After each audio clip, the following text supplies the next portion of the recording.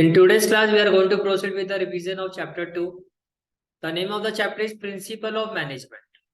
तो principle of management में सबसे पहला जो कंसेप्ट हमें जो इस चैप्टर में समझना वो क्या है आपका, वो कंसेप्ट है आपका difference between principle of management and technique of management. दोनों में डिफरेंस होता है, ठीक है।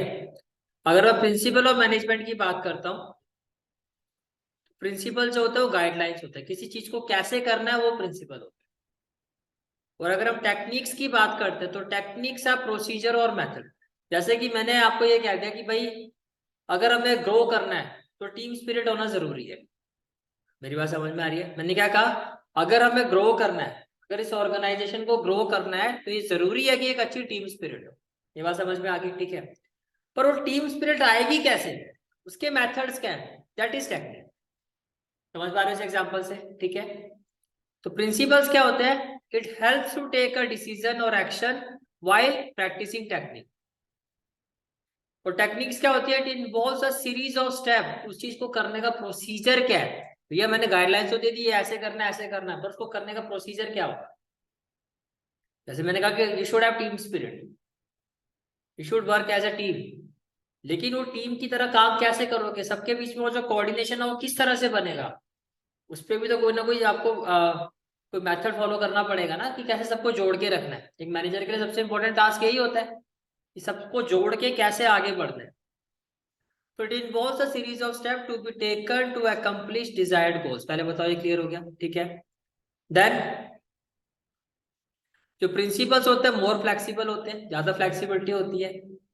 और जो टेक्निक्स होते हैं लेस फ्लेक्सिबल होते हैं। ये जो मेथड्स है जनरली उसको तो चेंज कर नहीं सकता, भाई इसको करने का यही मेथड है तो ऐसे ही जाना पड़ेगा आपको।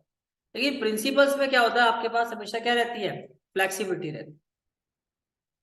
समझ में आ गया, ठीक है।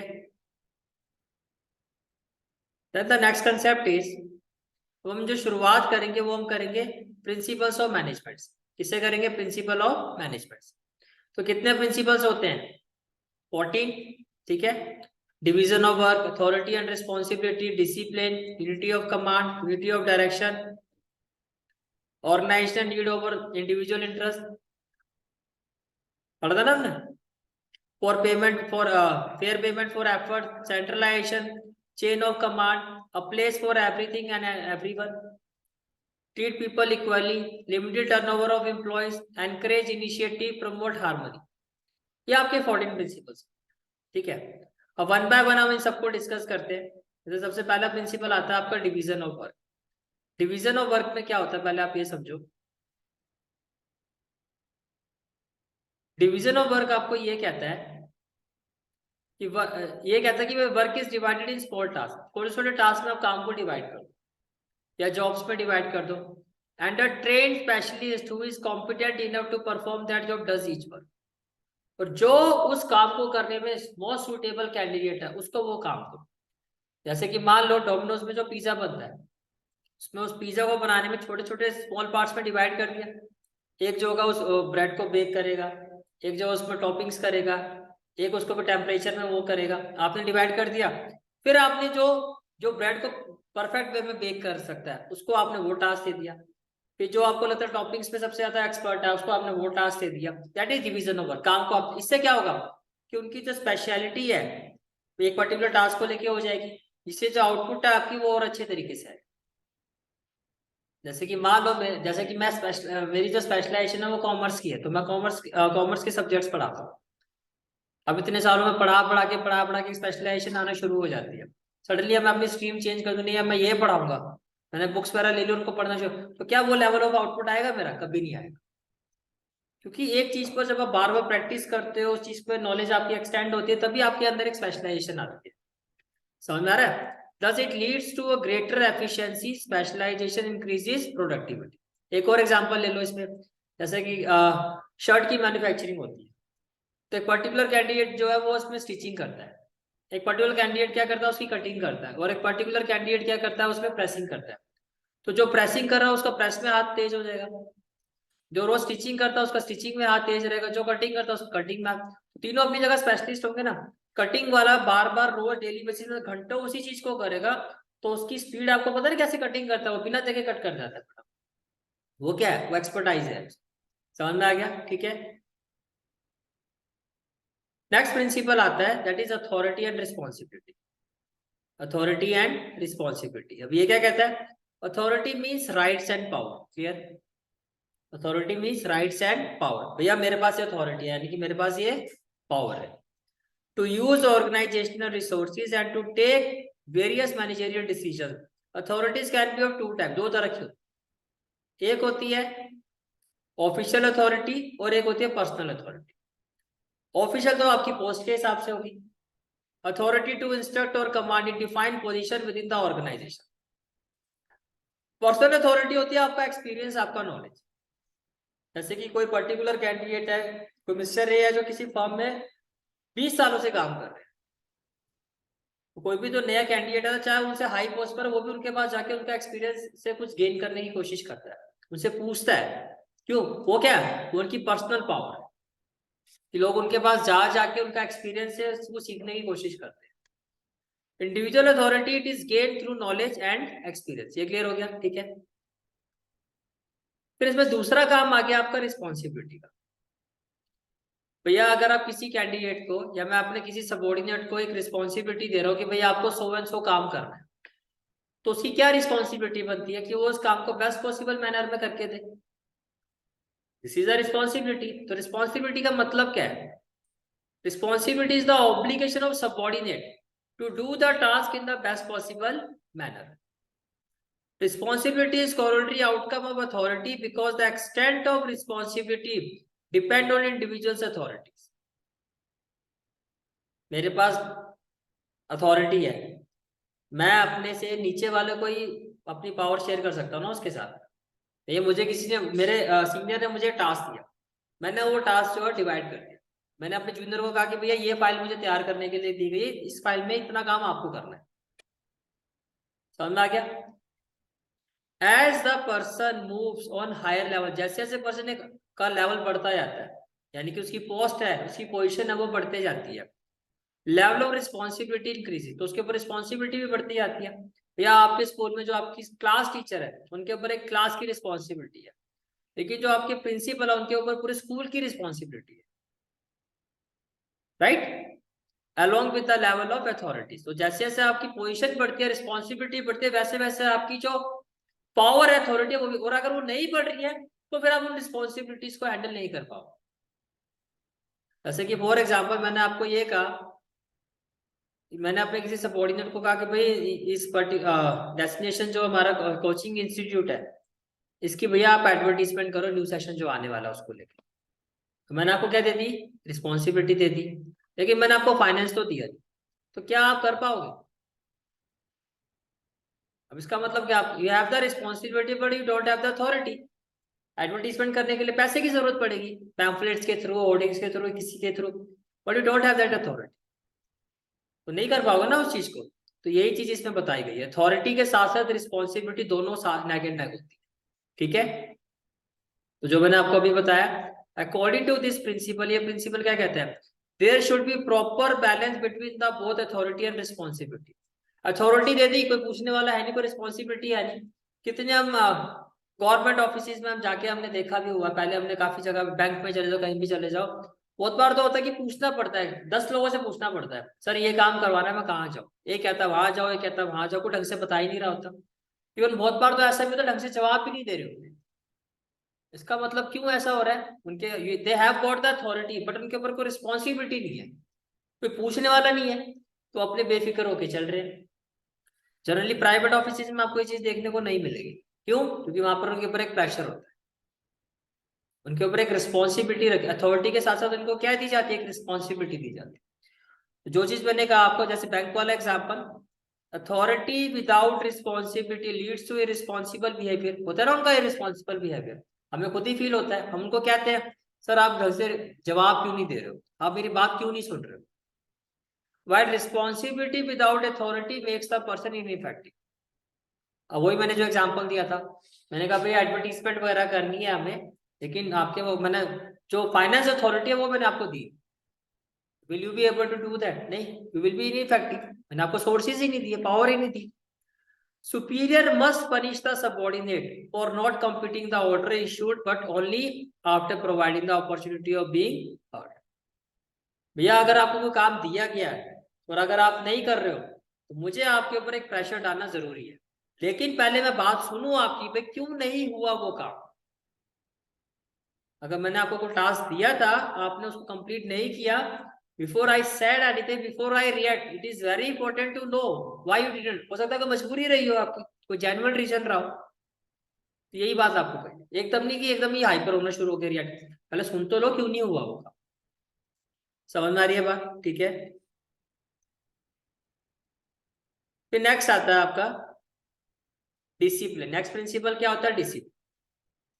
डिसिप्लिन का मतलब क्या होता है? देखो, the organizational rules and employment agreement should be obeyed by both the superior and subordinate. ये जो भी रूल्स एंड रेगुलेशन बनाए जाते हैं वो सबके लिए है ना। बॉस खुद लेट आ सकता है पर सबऑर्डिनेट नहीं आ सकते, क्या वो ठीक है? या कोई हाई पोस्ट पे तो वो लेट आ सकता है, लेकिन आप लेट आते हो तो उसमें दिक्कत है।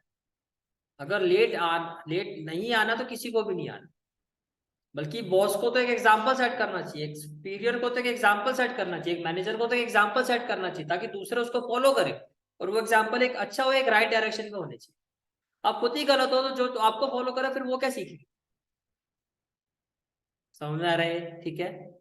कह रहा था organization rules and employment agreement should be obeyed by both, superior भी उसको ओबे करे और सबऑर्डिनेट भी, which are necessary for the successful working of the organization. भाई जैसे कि आपका सेशन स्टार्ट हुआ, आपने टारगेट रखा हुआ कि मुझे 95 प्लस स्कोर करना है, राइट? अब ये तभी स्कोर होगा जब आप रेगुलर बेसिस में कंटिन्यूअसली अपनी स्टडी पे फोकस करते जाओगे करते जाओगे करते जाओगे, प्रॉपर अपने आप को डिसिप्लिन रखोगे, तभी पॉसिबल है ना। तो डिसिप्लिन है क्या? Discipline is the bridge between goals and accomplishment. जो आपने गोल सेट किया उसको अगर आप अकम्प्लिश करना चाहते हो तो you have to be discipline. जैसे कि बहुत ज्यादा एथलीट्स होता है कि उनका टारगेट होता है हमें ओलंपिक में गोल्ड मेडल जीतना है, या मुझे ये करना वो करना, तो उसके लिए वो डे इन डे आउट रोज सुबह उठते हैं, प्रैक्टिस करते हैं, डाइट पे कंट्रोल रहता है, काफी सारी चीजों पे वो सेक्रीफाइस करते हैं। दैट इज क्या? That is called disciplinary life. समझ में आ गया? स्टूडेंट लाइफ में भी ऐसे ही होता है, जो जितना ज्यादा डिसिप्लिन रहेगा, जितना ज्यादा कंसिस्टेंट रहेगा, उतना ही ज्यादा क्या होगा, उसका आउटपुट अच्छा होगा। Is it clear? ठीक है। फिर नेक्स्ट प्रिंसिपल आता है आपका, that is unity of command. अब यूनिटी ऑफ कमांड क्या कहता है? It implies that every worker should receive order and instruction from one superior only। इसमें जो इंपॉर्टेंट पॉइंट है आपका वो क्या है? One superior only. This is the important, कि भैया अगर एक ही बंदा आपको इंस्ट्रक्शन देगा, ऑर्डर देगा, तो आपके लिए काम करना इजी हो जाएगा। एक जैसे मान लो यहाँ पे दो बीएससी के टीचर है इंस्टीट्यूट में जो पढ़ा रहे हैं, मैं भी पढ़ा रहा हूँ, कोई और भी पढ़ा रहा है, कभी मैं क्लास ले रहा हूँ, कभी वो ले रहे हैं। वो कहता है कि नहीं ये चीज ऐसे होती हो, और उनका ये कहना है, मैंने कहा नहीं ये चीज ऐसी नहीं ऐसे होती है, you will get confuse. Sir वो तो ये कह रहे थे, आप ये कह रहे हैं, है ना? ऐसा same goes with the employ. अगर अलग अलग सुपीरियर जो होंगे वो ऑर्डर और इंस्ट्रक्शन देंगे, एक ने कहा कि भैया इस काम को ऐसे कर, दूसरे ने कहा नहीं इसको ऐसे नहीं ऐसे कर, तो करे तो क्या करे? तो लॉयल्टी वाली बात आती है, फिर किसको फॉलो? फिर तो एक वो हो गया ना कि एक काइंड ऑफ एक ग्रुपिंग होना शुरू होगी, इतने लोग इनके साथ है, इतने लोग इनके साथ है। Otherwise it will create confusion, conflict, disturbance and overlapping of activities. समझ में आ रहा है? तो अगर आप इसको इस डायग्राम से समझो तो इस डायग्राम में आपको क्या बताया गया, देखो कि ये सबऑर्डिनेट है, इसको एक ही सुपीरियर अगर ऑर्डर करता है, this is unity of command. लेकिन अगर एक सबऑर्डिनेट को, एक जूनियर को एक से ज्यादा सुपीरियर अगर ऑर्डर करते हैं, this is multiplicity of command, जो गलत है। कमांड एक ही सुपीरियर से मिलनी चाहिए सबऑर्डिनेट। ये क्लियर हो गया? ठीक है। इसके बाद जो आपका नेक्स्ट प्रिंसिपल आता है, जो आपका नेक्स्ट प्रिंसिपल आता है, that is unity of direction. Unity of direction, ये यूनिटी ऑफ एक्शन का ही आपका क्या होता है? एक्सटेंशन। यानी कि एक पर्टिकुलर, जैसे कि आपको यहाँ देख सकते हैं, पर्टिकुलर जो मैनेजर है काइंड ऑफ, वो सभी को बता रहा है कि हमें किस तरफ जाना है, वो डायरेक्शन दिखा रहा है। तो all the unit of an organization should move toward the same objective. भाई सारे के सारे जो एक ही ऑब्जेक्टिव की तरफ मूव कर, जैसे कि एरो सब एक ही तरफ मूव कर रहे हैं, through coordinated and focused effort, सारे मिलके चल रहे हैं ना आगे। Each group of activities having the same objective must have one head and one plan. एक हेड होना चाहिए जैसे कि ये दिखाई दे रहा है और एक ही प्लान। इन सबका एक ही प्लान है, सब एक ही तरफ जा रहे हैं। This ensures unity of action and coordination. समझ में आ गया? ठीक है।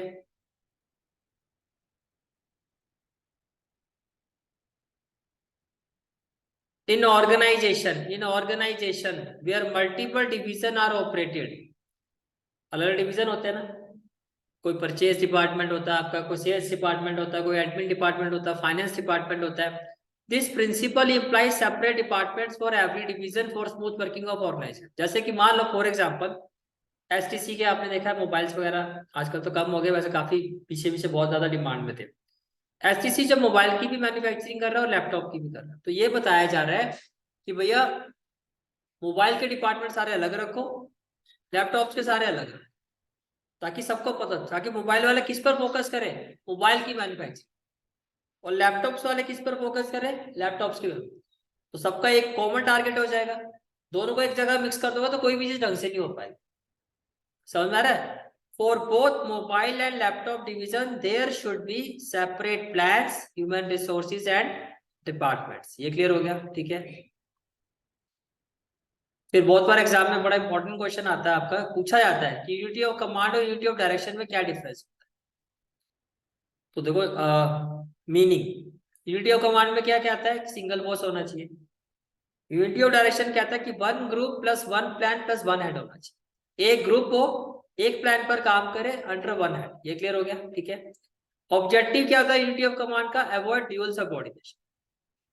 ड्यूअल यानी कि एक से ज्यादा बंदे से ऑर्डर नहीं मिलना चाहिए। कोई ऐसा नहीं है कि एक से ज्यादा सुपीरियर जो अपने सबऑर्डिनेट को ऑर्डर करा, ही और she will get confuse.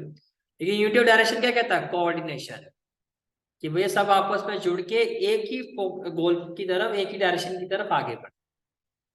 Implication क्या होता है यूनिटी ऑफ कमांड के? इंडिविजुअल एम्प्लॉइज, सबऑर्डिनेट को लेके बात हो रही है ना। और इसका क्या है? Entire organisation.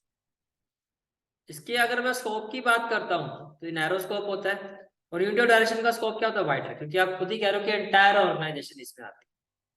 समझ में आ गया? ठीक है। नेक्स्ट प्रिंसिपल आता है आपका,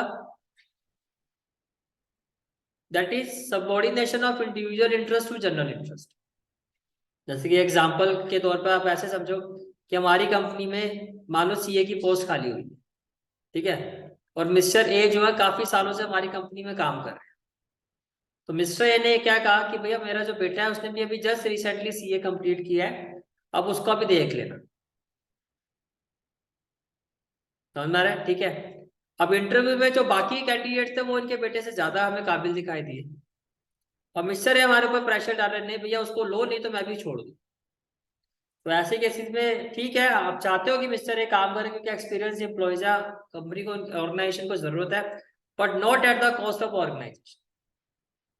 अगर आप ऐसा करते हो तो आप गलत कर रहे हो, क्योंकि फिर आप एक डिजर्विंग कैंडिडेट की जगह कुछ कैंडिडेट को ले रहे हो एक बड़ी पोस्ट के लिए जो डिजर्विंग नहीं है। तो यही कहा जा रहा है सबऑर्डिनेशन ऑफ, आपका इंडिविजुअल इंटरेस्ट बाद में आता है, पहले क्या आता है? General interest. यानी कि ऑर्गेनाइजेशन गोल की प्रायोरिटी रहनी चाहिए एज कंपेयर टू, ये नहीं कि आप अपने गोल्स को पहले रख रहे हो एज कंपेयर टू ऑर्गेनाइजेशन गोल, उल्टा होना चाहिए। तो बताया भी ये जाता है, और यही कहा जाता है ना कि अगर ऑर्गेनाइजेशन गोल पर अगर आप फोकस करोगे तो आपको इंडिविजुअल गोल्स अपने आप ही साथ साथ में हो जाएंगे। भाई अच्छा करो तो कंपनी इंक्रीमेंट भी देगी, कंपनी आपको प्रमोशन भी देगी, कंपनी आपको रिगार्ड भी देगी, ऑनर भी देगी, सारी चीजें होंगी। ठीक है। The interest of an organization should take priority over the interest of any one individual employ. ये क्लियर हो गया? ठीक है। In simple word, organization interest to be prioritize over individual interest. इनकी ऑर्गेनाइजेशन का जो इंटरेस्ट होता है वो प्रायोरिटी उसकी रहती है। समझ में आ गया? ठीक है। नेक्स्ट प्रिंसिपल आता है फिर आपका रेम्यूनरेशन ऑफ एम्प्लॉयज। अब ये प्रिंसिपल क्या कहता है? The overall pay and compensation should be fair to both employees and the organization. भैया ऐसा ना हो कि ऑर्गेनाइजेशन को लगता है कि जितना हम दे रहे हैं उस हिसाब से तो काम भी नहीं हो रहा, ऑर्गेनाइजेशन को लगे कि जरूर से ज्यादा हम पे कर रहे हैं, और अदर एम्प्लॉयज को भी ये नहीं लगता है जितना मेरे से काम लिया जा रहा है उस हिसाब से मुझे पे नहीं कर दिया जा रहा। समझ आ रही मेरी बात? ठीक है। The employee should be given fair wages so that they can have a reasonable standard of living. Wages should be within the paying capacity of the organization. Is it clear? ठीक है. फिर आता है आपका सेंट्रलाइजेशन एंड डिसेंट्रलाइजेशन. सेंट्रलाइजेशन का मतलब क्या होता है भाई, जो पावर मेकिंग डिसीजन है जनरली वो टॉप लेवल खुद ही ले रहे हैं. सॉरी, डिसीजन मेकिंग जो भी है वो कहाँ पर किस लेवल पर हो रही है, टॉप लेवल. डिसेंट्रलाइजेशन का मतलब ये होता है कि जो डिसीजन मेकिंग हो रही है वो डिवाइड हो गई. ये डिसीजन मैं लूंगा और इस लेवल के जो डिसीजन होंगे वो आप देखो और इस लेवल के डिसीजन वो आपके आगे वाले देखें. That is decentralization. तो ये प्रिंसिपल ये कहता है कि भैया कोई भी ऑर्गेनाइजेशन प्रॉपर सेंट्रलाइजेशन पर काम नहीं कर सकती, तो कोई भी ऑर्गेनाइजेशन सिर्फ डिसेंट्रलाइजेशन से भी नहीं चल सकती. भैया बड़े लेवल के ऑर्डर तो बड़े लेवल पर ही लिए जाएंगे. जो बहुत बड़े लेवल के डिसीजन है, मतलब कि जो बहुत ही ज्यादा इंपॉर्टेंट डिसीजन है, वो टॉप लेवल पे लेने चाहिए. होता है ना ऐसा. उसके बाद काफी सारे ऐसे डिसीजन है जो टॉप लेवल को की इंटरफेरेंस की जरूरत ही नहीं है, वो मीडियम लेवल पर डाल दो, और उससे भी छोटे लेवल के डिसीजन लोअर लेवल पर डाल दो. तो सेंट्रलाइजेशन और डिसेंट्रलाइजेशन दोनों ही जरूरी है. जिस ऑर्गेनाइजेशन में किस कौन सी चीज किस लेवल पर होनी चाहिए वो डिपेंड करता है on the infrastructure, on the setup of organization. समझ में आ रही है बात? ठीक है. तो इसमें क्या कहा जा रहा है, centralization is said to exist in an organization where the decision making authority is concentrated in the hand of top level. Centralization का मतलब क्या है, जो डिसीजन मेकिंग अथॉरिटी है वो किसके पास है, टॉप लेवल के पास. On the other hand decentralization involve a systematic dispersion of authority. यानी कि आपने अथॉरिटी को क्या कर दिया, डिस्पर्स कर दिया, आगे ट्रांसफर कर दिया at all level of management in order to enable the manager at all level of to take the decisions appropriate at their level. अब आगे क्या कहा गया, Fayol emphasizes that both centralization and decentralization should exist together to ensure smooth running of an organization. तो ये दोनों का ही होना जरूरी है. समझ में आ गया? अब भाई ऐसा भी नहीं हो सकता कि बहुत ही ज्यादा इंपॉर्टेंट डिसीजन है वो आपने मीडियम लेवल के ऊपर मिडिल लेवल के ऊपर छोड़ दिया. नहीं, बहुत ही हाई लेवल के डिसीजन है वहां आपको आगे आना पड़ेगा. सब कुछ आप उनके ऊपर नहीं छोड़ सकते. जैसे पॉलिसीज वगैरह कौन वो करता है, फ्रेम करता है, टॉप लेवल ही करता है ना. मास्टर प्लान किसका होगा, टॉप लेवल का होगा, उसको आगे पास ऑन किया जाता है. वहां सारी चीजें आपके हाथ में, लेकिन आगे जब आप पास ऑन कर रहे हो दैट इज डिसेंट्रलाइजेशन. समझ में आ गया? ठीक है. नेक्स्ट प्रिंसिपल आता है आपका स्केलर चेन. स्केलर चेन क्या कहता है, the formal lines of authority. देखो इसमें ये कहा जाता है जैसे कि अगर बी को कम्युनिकेट करना है ए के साथ तो डायरेक्टली नहीं करेगा, बी ए के साथ डायरेक्टली कम्युनिकेट नहीं कर सकता. डी को कोई भी बात करनी है वो पहले अपने सीनियर को बताएगा, सी को कोई बात करनी है वो बी से करेगा. भैया उसका एक रीजन भी बताता हूँ क्यों ऐसा होता है. ए ने टास्क दिया होगा बी को, राइट. बी ने उसी टास्क में से कुछ टास्क इसको दे दिया होगा, सी ने भी उस टास्क में से कुछ टास्क यहाँ कर दिया होगा. अब डी को क्या करना था वो किसको पता है, सी को पता है ना. बी को तो पता ही नहीं है, ए को पता है कि डी क्या कर रहा है, ये सिर्फ किसको पता है, सी को पता है. तो आइडियली डी को किससे बात करनी चाहिए, डी जो भी अपना जो टास्क होगा वो किसको दिखाएगा, वो सी को ही दिखाएगा, क्योंकि ऑर्डर भी कहाँ से आया, सी से ही आया होगा. समझ में आ रहा है? लेकिन साथ में ये भी कहा जाता है कि इमरजेंसी सिचुएशन पे अगर आप एक ही लेवल पर काम कर रहे हो तो आप आपस में डायरेक्टली, अब डी को जी से बात करनी तो ऐसे तो देखो कितना टाइम हो जाएगा. तो इमरजेंसी सिचुएशन पे आप अपने सेम लेवल पर हो तो एक दूसरे के साथ कम्युनिकेट कर सकते हो. इसको क्या कहा जाता है, गैंग प्लैन. मेरी बात समझ में आ रही है? ठीक है. देखो क्या कहा गया इसमें, the formal lines of authority and communication between superiors and subordinate from the highest to the lowest rank is known as scalar chain. ये क्लियर? ठीक है. This chain should not be violated, but in case of emergency employees at same level can contract through the gangplank by informing their immediate superior. समझ में आ गया? ठीक है.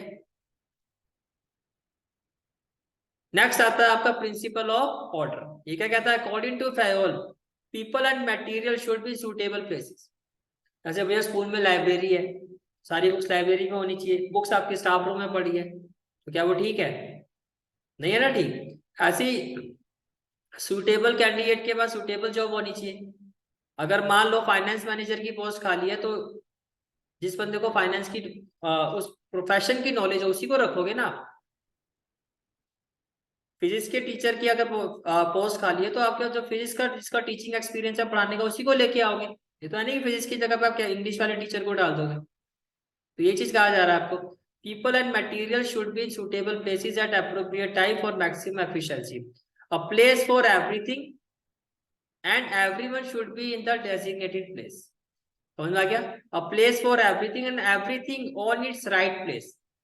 ये तो उसकी बात, यानी कि देखो लाइब्रेरी बुक्स के लिए है, बुक्स रखने के लिए क्या होती है, लाइब्रेरी है, और बुक्स लाइब्रेरी में ही होनी चाहिए। अगर वो एक जैसे आपके घर में क्या होता है, प्रॉपरली शेल्फ वगैरह बने होते हैं, कबर्ड वगैरह बनी होती है, यहाँ पे आपको अपनी बुक्स रखनी है, पर क्या बुक्स वहां पे रखी जाती हैं, that is an important question. इसी तरह से everyone should be in designate, जो आपका एक्सपीरियंस है, जो आपकी क्वालिफिकेशन है, उसी हिसाब से आपको जॉब मिलनी चाहिए। समझ में आ गया यहाँ तक? ठीक है।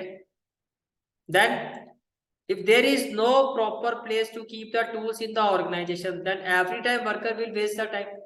वे टूल्स कहाँ पर रखे होंगे उसकी कोई पर्टिकुलर प्लेस नहीं है, तो हर टाइम आप ढूंढते रहोगे यार वो नहीं मिल रहा, वो नहीं मिल रहा। पर अगर आपने प्रॉपर टूल बॉक्स बना रखा है तो आपको पता वही होगा। मेरी बात समझ में आ रही है? ठीक है। और उसके बाद फिर क्या कहा जा रहा है देखो, however if the proper place is available to keep the tools but the tools are not kept, proper place है, टूल बॉक्स बनाएगा, लेकिन फिर भी अगर टूल्स वहां पे नहीं रखे हो तो भी दिक्कत है। समझ में आ रही है बात? ठीक है। Then also workers will waste the time on searching the same which will make them ineffective. ये क्लियर हो गया? ठीक है। नेक्स्ट आता है आपका right place for MBA in finance में भी फाइनेंस डिपार्टमेंट। ये है ना, आपने अगर एमबीए फाइनेंस में कर रखा है तो आपके लिए राइट जॉब क्या है, फाइनेंस डिपार्टमेंट में आपको जॉब मिलनी चाहिए within the organization. But if he is placed in production department he will not be able to showcase his full potential, obviously, क्योंकि जो आपकी क्वालिफिकेशन है, जो एक्सपीरियंस है, आपको उसके हिसाब से जॉब ही नहीं मिली है। Will you be able to perform your best? नहीं। Will you be able to give your best? Possible ही नहीं है। क्लियर हो गया यहाँ तक? ठीक है। तो अब अपने बेस्ट लेवल पे परफॉर्म नहीं कर पाओ। नेक्स्ट प्रिंसिपल आता है प्रिंसिपल ऑफ इक्विटी। अब ये क्या कहता है, प्रिंसिपल ऑफ इक्विटी ये कहता है Pure urges the manager to practice kindliness and justice in the behavior towards the workers। पहली चीज तो ये कि भैया ऐसे नहीं है कि आप चीख रहे हो, चिल्ला रहे हो कि आप बड़ी पोस्ट पर हो तो उनको जैसे मर्जी ट्रीट करो। आज के टाइम में कोई किसी की नहीं सुनता है।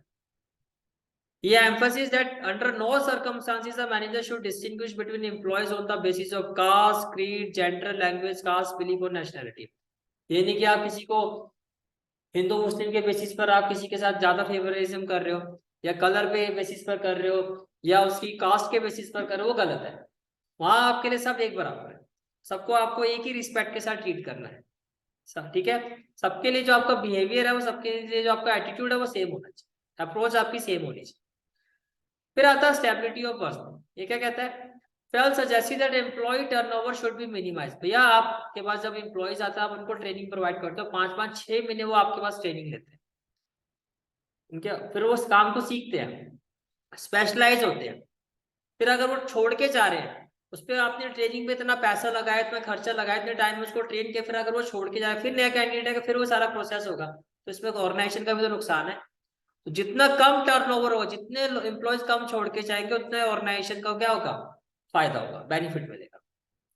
Pell suggested employee turnover should be minimized to maintain operational efficiency in the organization. After placement, they should be kept at their post for a minimum fixed tenure। आपने देखा होगा आजकल प्रॉपर कॉन्ट्रैक्ट साइन करवाया जाता है कि आप 1 साल से पहले, 2 साल से पहले नहीं छोड़ सकते।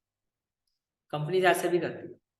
यही रीजन होता है, भैया पहले आपको ट्रेन करेंगे, आपके ट्रेनिंग पे इतना पैसा लगाएंगे, फिर आप जैसे ट्रेन हो तो आप छोड़ के चले जाओगे, तो कंपनी को क्या बेनिफिट। इसलिए क्या किया जाता है उनसे, जब आपने स्टाफिंग पढ़ा था तो वहां भी हमने ये चीज पढ़ी थी। ठीक है। नेक्स्ट आता है आपका प्रिंसिपल ऑफ इनिशिएटिव। ये कहता है भैया जिस ऑर्गेनाइजेशन पे वर्कर या सबऑर्डिनेट्स इंस्ट्रक्शन का वेट करते हैं, इंस्पाइट ऑफ नोइंग दैट, उनको पता है कि भैया इस काम को कैसे करना है, वो कभी ग्रो नहीं कर सकते। जैसे मान लो आप आगे पीछे बैठ गए, अभी क्लास चल रही है, ठीक है, यू नो कि अभी 10-15 मिनट का क्या पढ़ाना है सर ने, या पिछली क्लास में क्या पढ़ाया था। तो एक तो ये है कि भाई आपने अब जो प्रीवियस क्लास का टास्क है उसको रिवाइज करना शुरू कर दिया। दूसरी चीज है कि आप वेट करो, जब सर बोलेंगे तभी हम खोलेंगे किताबें। वैसे नहीं फिर पढ़ाई होती, वो जबरदस्ती वाली बात है। खुद आ गए हो आप, क्लास में आ गए हो, तो यू शुड प्रोसीड। आपको पता क्या होना है, ये भी पता ही होता है मोस्ट ऑफ द टाइम। नहीं पता तो ये तो पता है ना कि प्रीवियस क्लास में क्या हुआ था, उसका तो रिवीजन हो ही सकता है। तो worker should be encourage to develop and carry out their plan for improvement. Initiative means taking the first step with self motivation. It is thinking out and executing the plan. जो आपको लगता है आप उसका इनिशिएटिव लेके आगे बढ़ो, लेकिन इसके लिए फिर ऐसा एटमोसफेयर भी होना चाहिए, तभी लोगे ना आप। In today's competitive business environment, only those organizations can grow up where individuals are taking the initiative instead of waiting for the instruction to come up from superior. ऐसे कभी ग्रोथ नहीं आई। However, the employee should not cross the decided policy. हाँ, ये है कि भाई जितना initiative आप एक लिमिट तक जो होती है, आपको आपकी लिमिट भी पता होनी चाहिए, यानी कि आप वो चीजें भी करो जो which you are not supposed to do। ठीक है। तो नेक्स्ट प्रिंसिपल आता है आपका एस्पिरेट डी कॉप्स। ये क्या कहता है? Management should promote team spirit, unity and harmony among the employees. Means there must be a team spirit and coordination among the member working. Basically ये कहता है कि भैया I should be replace, I must be replace by we. जब आप कुछ अच्छा करते हो तो आप पूरी टीम को अप्रिशिएट करो, हमने किया। जैसे अब आपका स्कोर अच्छा आएगा तो मैं कह रहा हूँ हाँ मैंने करवाया इनका, नहीं, हम सब ने एफर्ट लगाई, हम सब ने मेहनत की, तभी स्कोर अच्छा है। ये नहीं कि सिर्फ मेरा ही क्रेडिट बनता है, क्रेडिट हम सबका बनता है। मैंने अगर कोई चीज करवाई है तो आपने उसको किया भी है, आपने भी उन इंस्ट्रक्शंस को फॉलो किया, तभी ताली दो हाथ से बजती। इट्स काइंड ऑफ एक जैसे साइकिल होती है, दोनों टायर ठीक हो तभी तो स्मूथली चलेगी ना। समझ में आ रही है मेरी बात? ठीक है। For example, manager should replace I with me while communicating with the team member. सारे प्रिंसिपल क्लियर हो गए। अब ये आता है कि इतने प्रिंसिपल्स को याद कैसे रखा जाए। उसका एक निमोनिक्स होता है, दैट इज सन। अब जैसे बेटा अपने फादर से कह रहा है UCUSSR, क्या कह रहा है सर? डैड UC, क्या देखा आपने? USSR। अब इसका मतलब क्या है देखो, सबसे पहले क्या था? बेटे ने क्या कहा? Dad UCUSSR। ये क्लियर हो गया? तो डैड ने क्या रिप्लाई किया? OIC। पहले इतनी चीज क्लियर होगी, दो लाइनें छोटी छोटी आपको याद में माइंड में रखनी है। पहला क्या? डैड UCUSSR, यहाँ पे C ही लिखना है, लेकिन डैड ने जो रिप्लाई किया वो क्या किया? OIC। ठीक है, OIC। अब इसका मतलब क्या देखो, इसका मतलब ये है, बेटे ने क्या कहा था? क्या सेंटेंस बोला था? डैड UCUSSR, यही कहा था। ठीक है। अब यहाँ पर जो डी है आपका, डी जो स्टैंड करता है आपका, D for division of work, A for authority and responsibility, D for discipline. ये clear? Dad UC, U means unity of command, C means centralization decentralization, फिर U means unity of direction, SSR, S means scalar chain, फिर S है आपका subordination of individual interest to general interest, R से क्या था आपका? Remuneration, salary वाला जो था। क्लियर हो गया? नेक्स्ट सेंटेंस क्या था? डैड ने क्या रिप्लाई किया था? OIC। O का मतलब क्या हो गया? ऑर्डर, यानी कि हर चीज अपनी उस पर होनी चाहिए। I का मतलब क्या था? इनिशिएटिव। S का मतलब क्या है? स्टेबिलिटी ऑफ टेन्योर या पर्सनल। E का मतलब क्या है? इक्विटी। और फिर E का मतलब क्या है? Spirit de corps. सारी चीजें क्लियर? ठीक है। कोई डाउट हो तो नेक्स्ट क्लास में आप पूछ सकते हो। ठीक है। तो that's it for today's class. Thank you.